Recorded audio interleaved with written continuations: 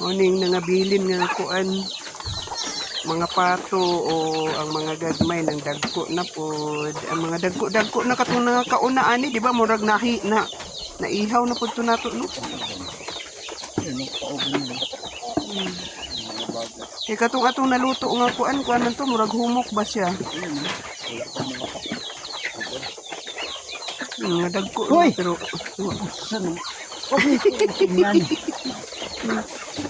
kuot gid si Buka. Oh, nangayo na si kuan mo si Negra. Ngayon kumpay. Wait lang ka, Nigs. Diya lang ka. Kaya tagaan na ka. Yan.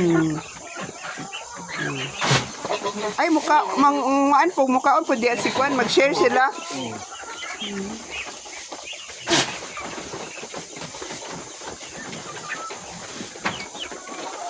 Pwede si Cookie, oh.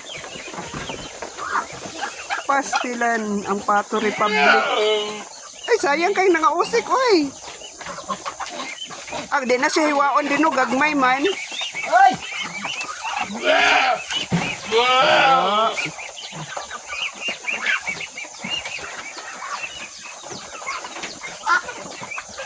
Grabe si Muka.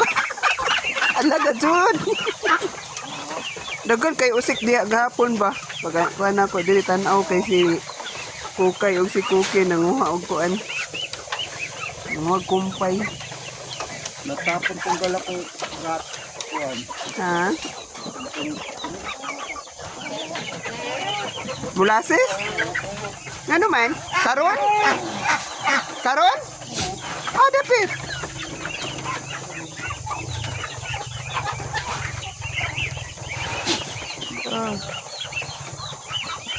Guliyang ang kuan ang animal farm. Medyo matutik kaguliyang. Pero dili lagi siya pareha sa unang dagko kaysa nga tanan ang nanggi kuan din paninggiparid ba kay nana mga gagmay sagol. Pundok-pundok sila oh. Na oh.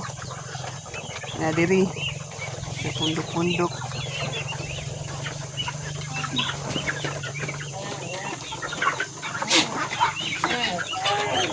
Na diri nga po dito oh, kaunahan oh, basta may nursery.